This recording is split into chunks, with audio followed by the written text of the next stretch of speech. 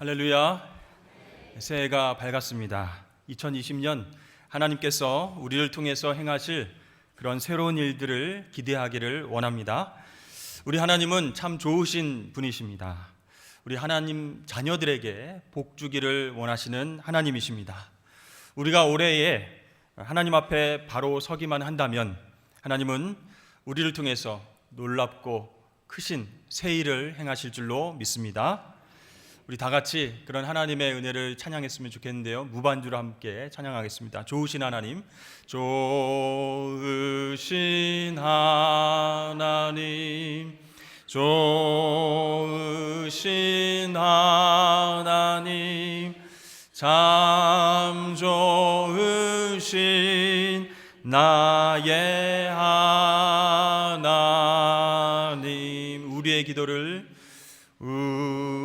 우리의 기도를 응답해 주시는 참 좋으신 나의 하나님.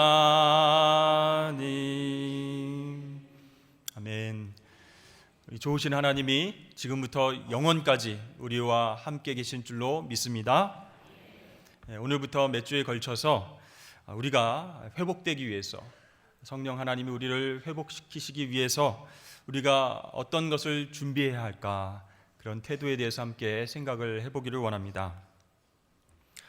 에스겔이라고 하는 사람은요, 제사장의 아들로 태어났습니다. 그래서 에스겔 1장 3절 말씀을 보면 제사장 부시의 아들이다, 이렇게 정보가 나옵니다. 이 제사장의 아들로 태어났다라는 것은 때가 되면 이 에스겔도 제사장이 된다는 것을 의미를 합니다. 그 당시 사회는 신앙 공동체였기 때문에 에스겔은 장차 영적 리더십을 발휘하면서 이 공동체를 신앙으로 이끌어 나가야 할 책임과 의무가 있었습니다. 그가 태어났을 때의 사회 분위기는 굉장히 좋았습니다. 이 요시야 왕이 종교 개혁을 통해서 예배 회복의 운동이 일어나고 성전이 정화되었습니다. 그리고 우상이 깨뜨려져서 그 사회 가운데에 소망과 희망이 넘쳐났습니다. 이제 다윗의 공동체가 회복되는 시기가 바로 이때가 아닌가, 사람들은 그렇게 꿈을 꿨습니다. 그러던 어느 날 에스겔이 13살이 되던 때에 갑자기 사회는 어수선해졌습니다. 이 요시야 왕이 애굽 왕 바로 느고가 출정했다라는 소식을 듣고 그걸 막아보겠다고 무깃도에 나가서 전쟁을 치르다가 그만 전사하게 되었습니다. 목숨을 잃었습니다. 이제 애굽이 남유다를 지배하게 되었습니다. 이렇게 애굽의 식민지로 전락한 국내의 분위기는 소망과 자유가 없는 그런 너무나도 침울한 분위기였습니다. 이렇게 에스겔은요, 10대 시절에 나라 잃은 슬픔을 경험합니다. 이 상황은 점점 더 나빠져서 애굽과 바벨론의 그 갈그미스 전투에서 애굽이 패하게 되니까 남유다는 가만히 있다가 이제 바벨론의 식민지가 되었습니다. 주인이 갑자기 바뀌게 된 것이죠. 이제 바벨론 군대가 들어와서 유대의 지도자들과 학자들과 똑똑한 청년들을 잡아가기 시작했습니다. 그때 다니엘도 끌려가게 되었죠. 이러한 역사의 격변 현장 속에서 에스겔은 어떤 심정이었을까요? 도대체 우리 민족은 뭔가, 하나님께서 정말로 우리를 버리셨는가 하면서 깊은 마음의 상처와 또 자존감이 무너지는 그런 것들을 경험을 했습니다. 이러한 식민지의 아픈 상황 속에서 이대로 있으면 안 되겠다, 바벨론으로부터 좀 독립을 해야 되겠다, 그런 움직임들이 있었습니다. 그러나 그 상황을 미리 알고 바벨론 군대가 쳐들어와서 여호야김 왕을 죽입니다. 그리고 나서 여호야긴 왕이 뒤이어서 왕이 되었는데요, 왕이 된 지 3개월 만에 다시 포로로 끌려갑니다. 이런 상황 속에서 20대를 맞이한 이 에스겔은요, 도저히 꿈을 꿀 수가 없었습니다. 바벨론이라고 하는 현실이 너무나 크고 버거웠기 때문이죠. 자기 자신도 힘이 없지만 이 민족 자체가 힘이 없었기 때문에 어쩔 수 없는 상황입니다. 이 나라를 포기할 수밖에 없는 그런 심정이었던 것이죠. 이 바벨론 포로로 잡혀간 지 5년이 되었을 때에 에스겔은 이 그발 강가에서 고민하면서 계속 기도하고 있었습니다. 그때에 하나님의 영이 임했습니다. 성령의 인도하심으로 에스겔은 선지자의 일을 감당하게 되었습니다. 그때부터 에스겔은 꿈꾸기 시작합니다. 여러분, 선지자는요, 현실에 굴복하는 것이 아니라 꿈을 꾸고 또 하나님의 말씀을 선포하는 그런 사람이기 때문에 어려운 상황 가운데서도 정신 차리고 꿈을 꾸며 하나님의 말씀을 전하기 시작했죠. 여러분, 다 끝난 것이 아닙니다. 지금이라도 회개하고 하나님 앞에 돌이키면 우리는 바벨론에서 고향으로 돌아갈 수가 있습니다. 이렇게 절망 가운데에 소망이 있는 하나님 말씀을 전하기 시작했습니다. 그것이 에스겔 33장까지의 말씀입니다. 그런데요, 33장 21절 말씀을 보니까 예루살렘으로부터 온 사람에게 충격적인 소식을 듣게 됩니다. 바로 예루살렘 성전이 파괴되었다. 다 무너졌다. 모든 기물과 마을이 불타고 없어졌다. 그런 소식을 들었어요. 한마디로 끝났다는 겁니다. 끝장이 났다는 소식입니다. 여러분, 에스겔에게 있어서 가장 중요했던 것은 바로 예루살렘 성전이었습니다. 집이 회파되고 마을이 부서졌어도 성전이 그대로 있다면 다시 돌아가서 신앙 공동체를 회복할 수 있다라는 소망이 있었는데, 마지막 남은 희망이요 소망의 그루터기였던 예루살렘 성전도 다 불타서 무너졌다. 완전히 절망적인 상황이 되었습니다. 그런데 에스겔은요, 울지도 못하고 신음소리도 내지 못합니다. 왜 그러냐면 하나님께서 말씀을 주셨기 때문입니다. 3년 전에 하나님께서 예언하신 말씀, 내 아내가 죽을 것이다. 그렇지만 너는 사랑하는 사람들을 향해서 울거나 소리내서 추모하지 못한다. 이런 말씀을 주셨거든요. 이것은 곧 너희들이 회개하지 않으면 울지도 못하고 신음소리도 내지 못할 것이다 라고 하는 하나님의 예언의 말씀을 에스겔을 통해서 3년 전에 주신 것이거든요. 여러분, 그런 상황 가운데 에스겔의 마음은 어떠했겠습니까? 울지 못하지만, 표현하지 못하지만 완전히 마음이 무너져 내렸습니다. 유다의 성전이 파괴되었다는 것은 자기 자신도 끝났다는 것입니다. 무슨 소망이 있어서 같이 예루살렘으로 돌아가자 이런 얘기를 할 수 있겠습니까? 무슨 희망이 남아 있어서 같이 예배 공동체를 건설합시다 이렇게 얘기를 할 수 있겠습니까? 그냥 주저앉아서 망연자실하는 겁니다. 어떤 소망도 없고 희망도 없는 절망 가운데에 몸부림치고 있었습니다. 그런데요, 그런 에스겔에게 하나님께서 소망의 메시지, 희망의 메시지를 전하라고 하십니다. 이것이 어떻게 가능할까요? 사실 우리도요, 마음 가운데에 상처가 있고 힘든 부분이 있으면 예배 나와서 잘 집중하지 못하게 되죠. 설교 말씀도 잘 안 들리는데, 아니 어떻게 에스겔에게, 그 큰 일을 당한 에스겔에게 희망의 메시지를, 소망의 메시지를 전하라고 말씀하실까? 좀 너무한 것 같습니다. 그런데 우리 하나님은 그렇게 희망의 메시지만 전해라 이렇게 시키시지만은 않으셨습니다. 그 희망과 소망을 말할 수 있도록 만들어주시는 분이 바로 우리 하나님이십니다. 그것이 오늘 37장 말씀입니다. 이 낙담과 좌절에 빠져있는 에스겔을 성령께서 인도하셔서 어느 골짜기로 데리고 가셨습니다. 그곳엔 마른 뼈가 가득했습니다. 이미 죽은 지 오래되어서 앙상한 뼈만 남아있는 그런 희망이 없는 어두침침한 골짜기, 그 골짜기로 에스겔을 인도하셨습니다. 그 마른 뼈들은 사실은 영적으로 죽어있는 유다 백성들과 에스겔 자신의 상태를 보여주고 있는 것입니다.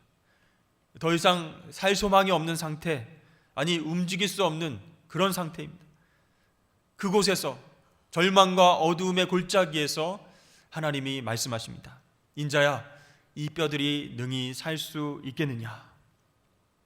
왜 이렇게 물어보셨을까요? 죽은 지 오래된 뼈들이 살 수 없다는 것, 그것은 상식입니다. 그러나 전능하신 하나님이시라면 살 수 있게 만드신다, 그것은 신앙입니다. 상식을 뛰어넘는 신앙, 그것을 알려주시기 위해서 하나님께서 그 마른 뼈들을 보여주셨을까요?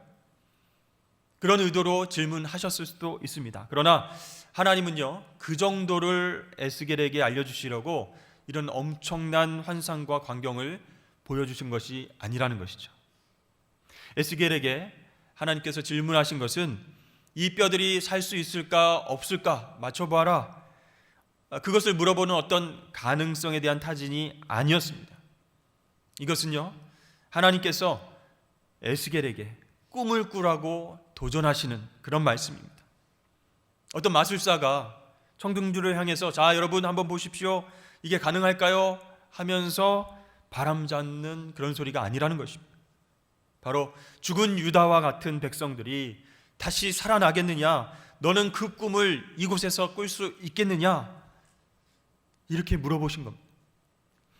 여러분, 꿈은 봐야 되죠. 확인해야 되죠. 그래서 하나님은요, 그 마른 뼈들을 향해서 말씀을 선포하게 하십니다. 그랬더니요, 이 뼈가 모이고 서로 들러붙고요, 그곳에 막 살이 올라오고 가죽으로 덮였습니다. 그리고 마지막에 생기가 들어가니까 그들이 모두 후 하고 살아나고 큰 군대가 되어서 그 앞에 서게 되었습니다. 마치 한 편의 SF 영화를 보는 것과 같습니다. 엄청나고 놀라운 스펙타클한 그런 영화의 장면들이 눈앞에서 쫙 펼쳐지는 것 같습니다. 하나님은요, 이 꿈을, 이 환상을 에스겔에게 보여주시면서 이렇게 말씀하십니다. 네가 이 민족을 향하여서 꿈을 꿔야 된다. 완전히 죽어 있어서 불가능해 보이는 이 현실 앞에서 다른 사람이 아닌 네가 꿈을 꾸어야 된다. 그렇습니다. 하나님은 죽음의 골짜기에서 에스겔에게 꿈을 꾸라고 도전을 하신 것입니다. 계속되는 실패 가운데에 좌절하고 낙심하는 그 현실 속에서, 소망이 없어서 포기할 수밖에 없는 그 상황 속에서 하나님이 말씀하고 계신 거예요. 인자야, 내가 다시 꿈을 꾸어라. 꿈을 꾸어야 그들 앞에서 메시지를 전할 수 있지 않겠느냐. 그렇습니다. 우리 그리스도인들도 꿈을 꾸어야 합니다. 어떤 사람이 아닌 하나님이 주시는 꿈, 그 꿈을 꾸는 사람은 역사를 바꾸어 나가기 때문입니다. 여러분, 하나님 주시는 꿈을 꾸는 사람은요, 우리에게 생명을 가져다 줍니다. 살아나는 역사가 일어난다는 것이죠. 사랑하는 여러분, 마른 뼈가 군대가 되는 모습을 보면서 에스겔이 받았던 은혜와 감동이 얼마나 컸을까 한번 상상해 보십시오. 막 가슴 벅찬 감동으로 눈물이 주르르 났을 것 같습니다. 정말 포기했는데, 정말 낙심했는데, 돌아가도 성전이 없어서 정말 신앙 공동체를 세울 수 있는 한 가닥의 가능성도 없어졌는데, 정말 죽음의 골짜기에서 마른 뼈를 보듯이 아무것도 없는 그 현실 가운데 뼈들이 맞춰지고 살이 올라오고 군대가 되는 모습을 보면서 얼마나 가슴이 벅찼을까. 이렇게 꿈은 그리스도인들에게 생명이라는 것입니다. 꿈꾸는 성도가 바로 살아있는 성도입니다. 우리의 삶 가운데요, 아무 역사도 없다, 꿈꿀 수 없다, 그렇다면 우리는 살아있지만 영적으로 죽은 것입니다. 숨은 쉬고 생활을 하고 있는데 영적으로 메말라 있어서 정말 소망이 없는, 죽어있는 상태라는 것이죠. 사실 여러분, 역사적으로 꿈을 꾸었던 믿음의 조상들 한번 생각해 보십시오. 그 사람들은 다 생명운동을 일으켰습니다. 아브라함과 요셉과 모세와 다윗, 예수님, 이러한 사람들은요, 불가능한 곳에서 하나님을 바라보면서 꿈을 꿨고 그 꿈대로 역사를 변화시키고 놀라운 생명의 열매들을 맺게 되었습니다. 우리 히브리서 11장 13절 말씀을 한번 띄워주시죠. 함께 읽어보겠습니다. 시작. 이 사람들은 다 믿음을 따라 죽었으며 약속을 받지 못하였으되 그것들을 멀리서 보고 환영하며. 아멘. 히브리서 11장이 믿음장입니다. 거기에 수많은 믿음의 조상들의 이름이 계속 거론되고 있죠. 이 믿음의 조상들은요, 하나님의 약속이 다 성취되는 것을 자기 인생 가운데는 보지는 못했지만, 그것을 성취되는 것을 못 보고 죽었지만 그것들을 멀리서 봤다라고 얘기합니다. 멀리서 봤다. 무슨 뜻일까요? 꿈을 꿨다는 겁니다. 그들은 하나님을 꿈꾸며 하나님 나라를 꿈꾸며 생명운동을 그 자리에서 시작한 것이죠. 누구도 가능할 수 없다라고 하는 그 황무지, 그 광야에서 하나님 나라를 꿈꾸며 확장시켜 나갔습니다. 당장 그 열매는 볼 수 없었지만 멀리서 보고 그것을 확신하면서 꿈을 꾸면서 기쁨으로 씨를 뿌렸던 것입니다. 여러분, 죄와 고통은요, 우리 안에 참 많은 것들을 빼앗아갑니다. 그 중에서도 꿈을 빼앗아갑니다. 다시 일어서지 못하도록 사탄은 우리에게 와서 우리를 유혹하고 꿈꾸지 못하도록 방해한다는 것이죠. 여러분, 삶에 대한, 현실에 대한 어려움이 굉장히 많이 우리에게 생기게 되면요, 꿈이 없어지게 됩니다. 그리고 포기하죠. 그냥 이대로 살아야 되겠다, 그냥 포기하자, 이렇게 자신과 타협하면서 살 때가 얼마나 많이 있습니까?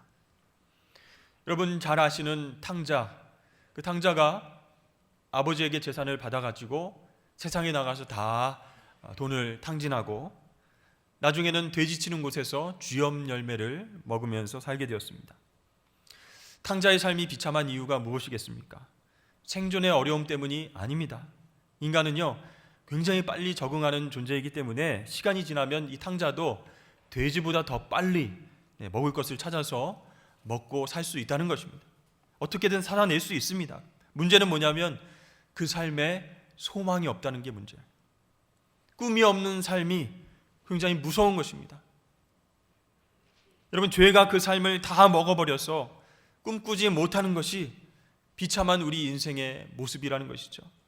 그렇기 때문에 여러분, 꿈은 우리에게 생명과도 같은 것입니다. 두 번째로, 꿈은요, 우리에게 힘을 줍니다. 골짜기의 마른 뼈가 다 살아나서 군대가 되었다, 이렇게 말씀을 드렸죠. 근데 이 군대라고 하는 단어는요, 히브리어로 보면 하일인데 그것은 힘, 권력, 그런 뜻이 있습니다.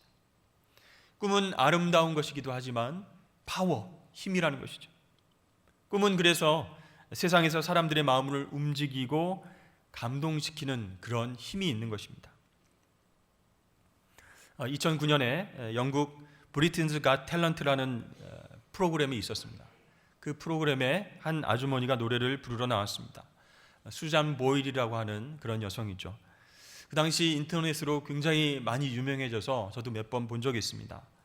근데 외모로 보면 가수로서 성공할 수 없을 정도의 그런 외모였습니다. 평범한 얼굴이었습니다.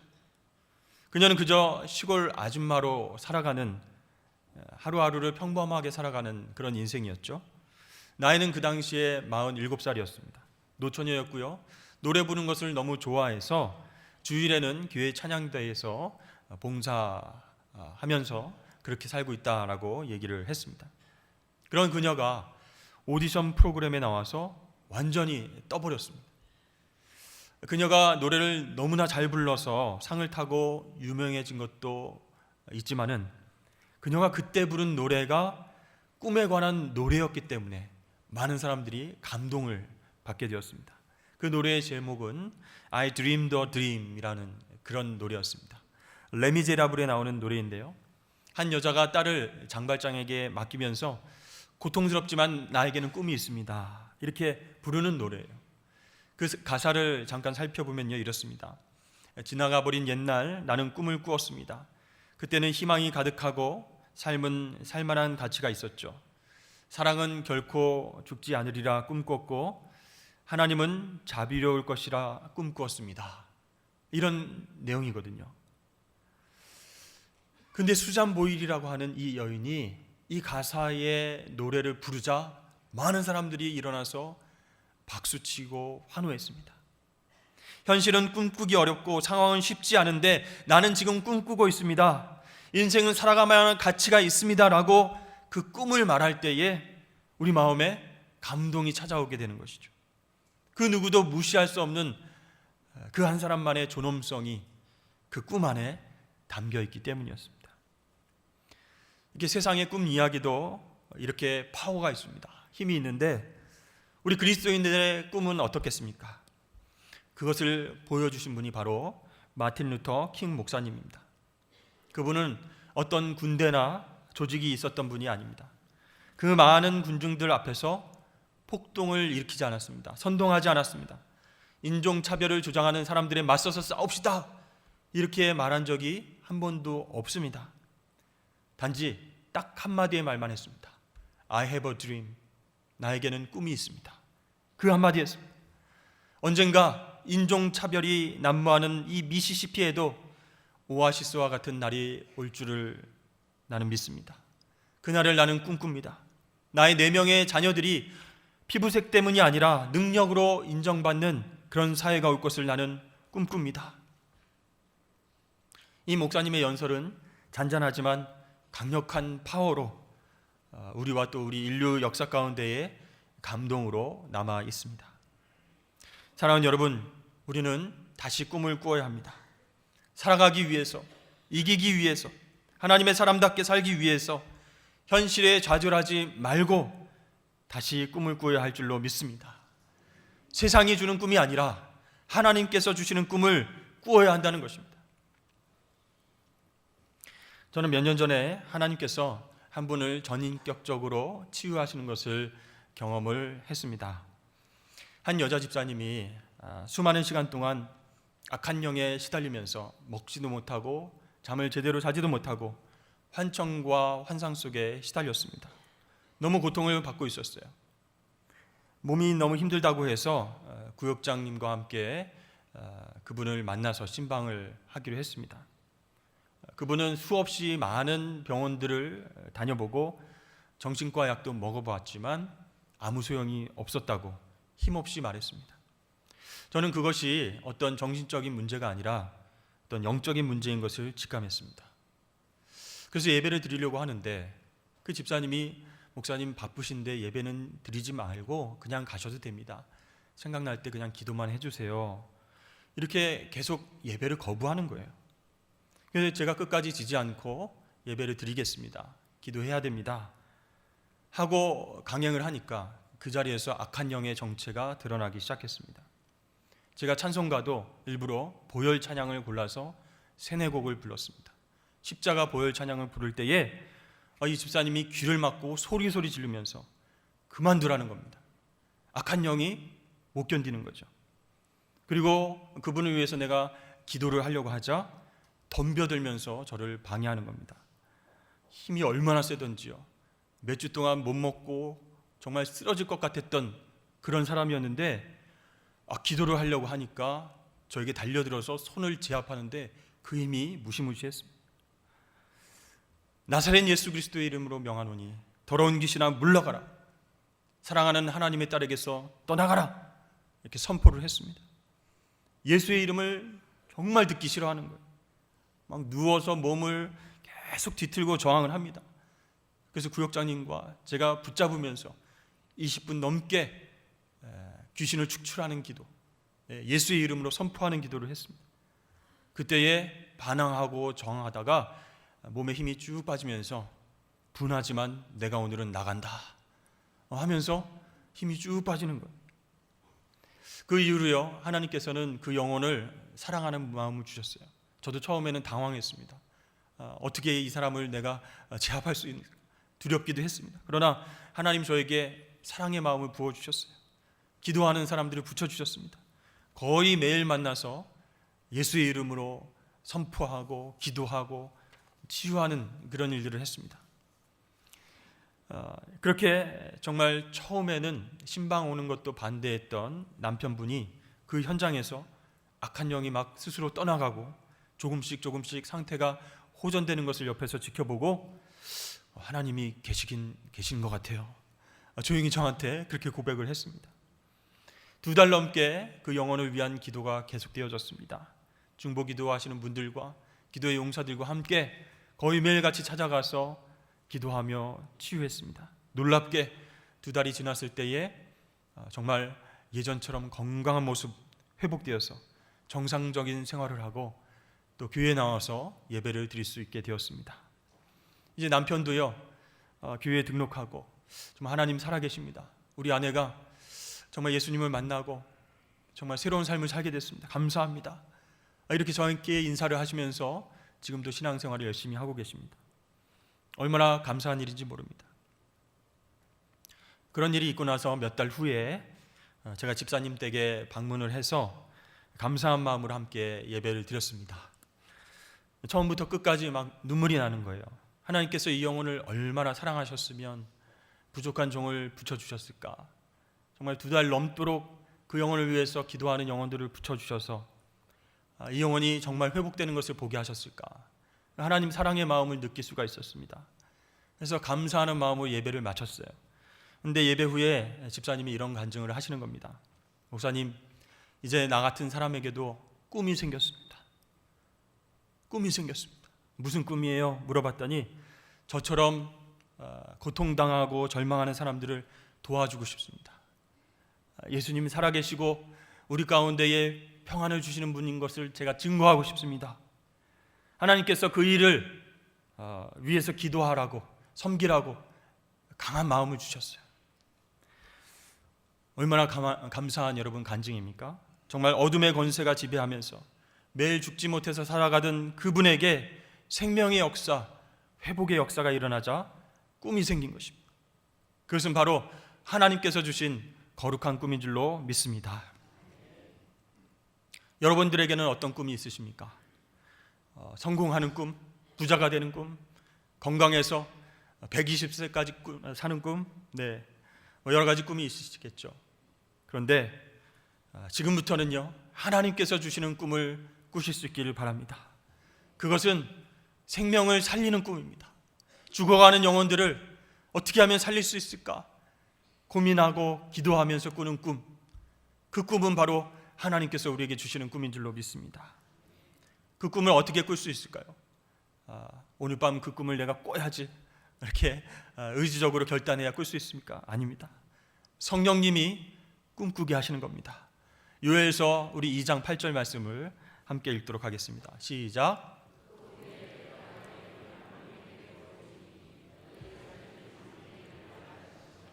널 늙은이는 꿈을 꾸며 널 젊은이는 이상을 볼 것이며.